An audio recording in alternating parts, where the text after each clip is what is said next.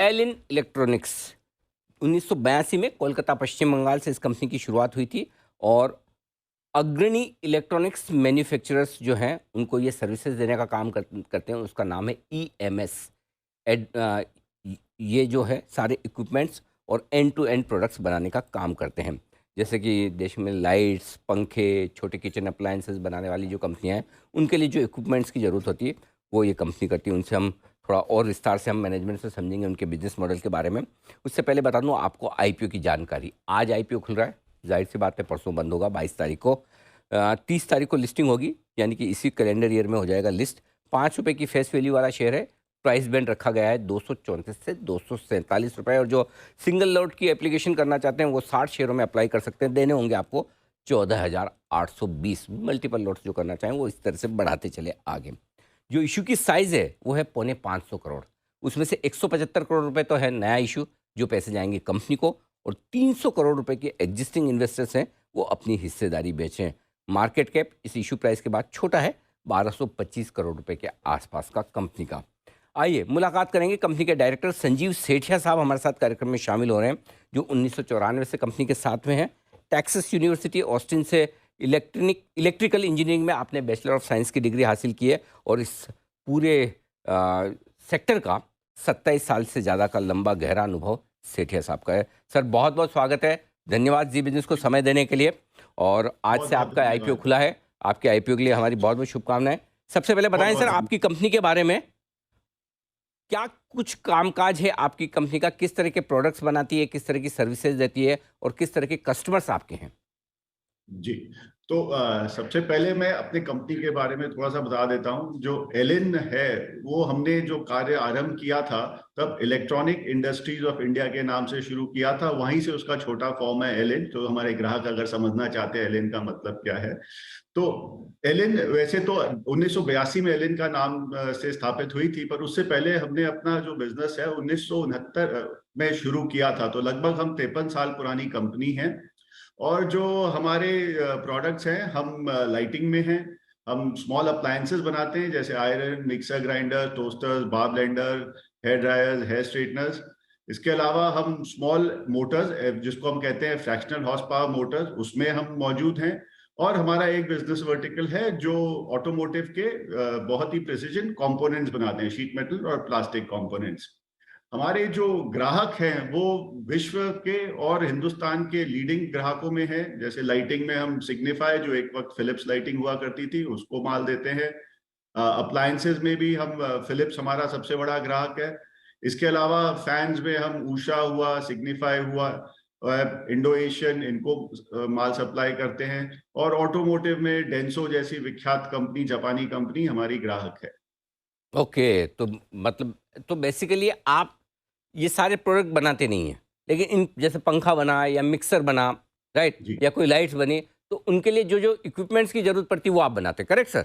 नहीं इक्विपमेंट नहीं, हम पूरा ये पूरे ही प्रोडक्ट ही बना के बना देते हैं? के उनको सप्लाई करते हैं। तो हम पूरा पदार्थ बना के और हाँ। इन कंपनियों को सीधा माल सप्लाई तो करते जैसे हैं। अगर हेवल्स को पंखा बनाना है तो आपको बोलेगा हमें पंखा बना दो, आप बना के जी उनको दे हाँ, देंगे। माने ब्रांडिंग जैसे है। अभी आज हाँ। के दिन जैसे उषा है वो हमसे पंखा बनाता है, तो पूरा पंखा हम अपने यहाँ पे बनाते हैं। हाँ। माने हम एक कंप्लीटली बैकवर्ड इंटीग्रेटेड कंपनी है। तो जैसे अगर हम पंखे का अगर उदाहरण दूं मैं, तो जैसे उसके जितने भी पंखुड़ियां हैं वो हम अपने यहाँ बनाते हैं। उसमें जो मोटर लगती है वो बनाते हैं। कैनपी जो होती है प्लास्टिक की, उसकी मोल्डिंग अपने यहाँ करते हैं। तो पूरा पदार्थ हम अपने यहाँ पे बना के और फिर ब्रांड करके इन कंपनियों को हम सप्लाई करते हैं।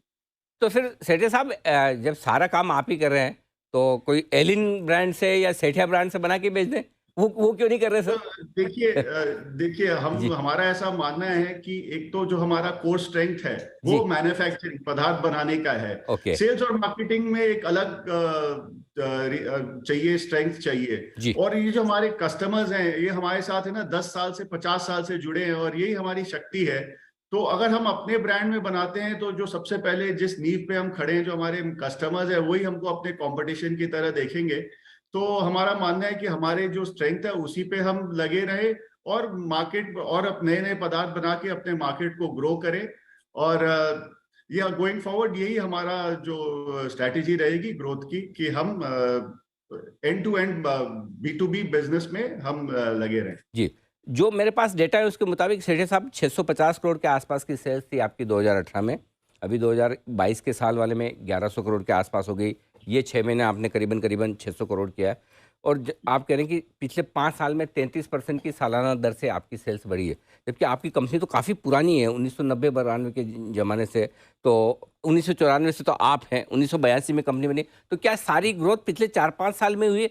इतने लंबे समय के बाद ग्रोथ अब आई है, क्या वजह है सर इसकी? जी, तो देखिए, हमने जब कंपनी आरंभ की थी तो जो हमारा मेन प्रोडक्ट था वो टेप डेक मैकेनिज्म था, जो आप टेप रिकॉर्डर में आप जिस यूनिट पे कैसेट डालते थे। 2000 तक ये लगभग ये जो टेप डेक मैकेनिज्म है ये एकदम गायब हो गया। माने टेक्नोलॉजी चेंज के कारण अब आपको अब कैसेट की जरूरत ही नहीं पड़ती थी गाना सुनने के लिए। अब तो आजकल मोबाइल है और पूरा डिजिटल हो गया था। तो एज अ कंपनी, हालांकि हम 50 साल पुराने हैं, बट जो पहले 25 एक साल तक हमने जो 20-25 साल तक जो पदार्थ हम बनाते थे वो टेक्नोलॉजी चेंज के कारण एकदम खत्म हो गया। तो एज अ कंपनी हमारे को अपने आप को री इन्वेंट करना पड़ा, हमको नए नए प्रोडक्ट वर्टिकल्स में घुसना पड़ा। और उसको करके उसको एस्टैब्लिश करने में थोड़ा टाइम लग गया। और पिछले 4-5 साल में हमने अपनी रीति भी बदली है। हमने देखा है कि हिंदुस्तान का बहुत अच्छा मार्केट है जो तेजी से बढ़ रहा है। हमारे पास बहुत अच्छे ग्राहक हैं, तो क्यों ना हम भी इस ग्रोथ का फायदा उठाएं। हमने बहुत नए नए पदार्थ लाए, जैसे हम पहले पंखों में नहीं थे, हमने पंखा ऐड किया। मोटर्स में भी हम खाली मिक्सर ग्राइंडर की मोटर बनाते थे।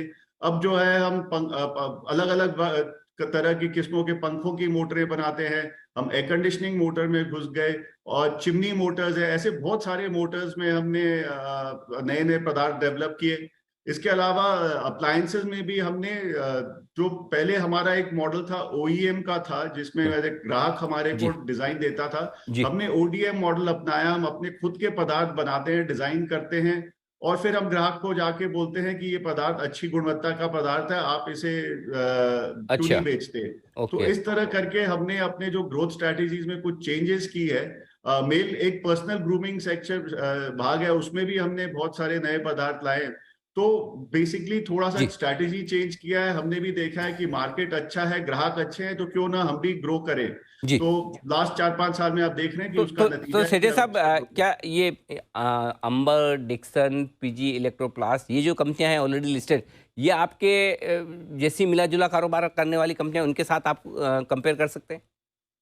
देखिए, अगर प्रोडक्ट्स देखा जाए तो एक हमारा और डिक्सन का लाइटिंग में ओवरलैप है। हाँ, बाकी अंबर है वो प्योर पूरा एयर कंडीशनिंग बनाता है, उसमें हम नहीं है। तो ओके, माने सिमिलर, माने एकदम सेम तो मैं नहीं कहूंगा, बट हाँ, आसपास हाँ जरूर है। आस-पास हाँ, तो सिमिलर काइंड ऑफ बिज़नेस में कोई कंपनी एकदम प्योरली वैसी लिस्टेड हो वैसा नहीं है, ठीक बात है।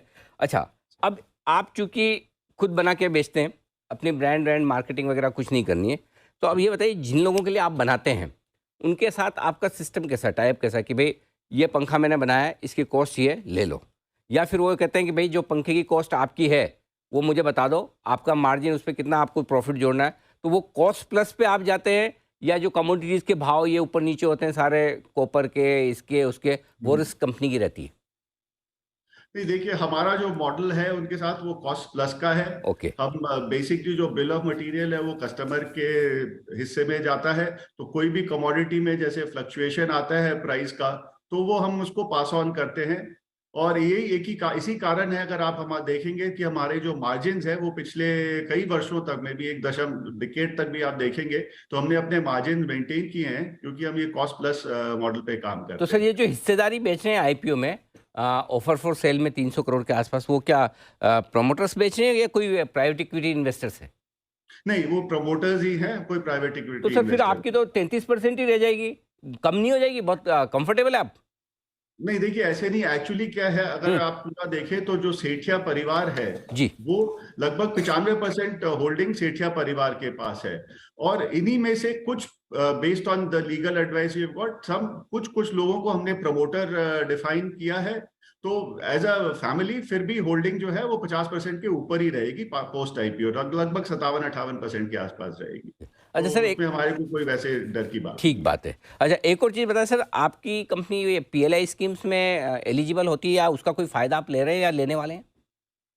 नहीं, हमने ऑलरेडी, हम लाइटिंग में हम एलिजिबल हैं, तो हुँ, उसमें हमने पीएलआई स्कीम के लिए अभी अप्लाई किया था और हमें मिल भी गई है, तो उसका हम फायदा ले रहे हैं।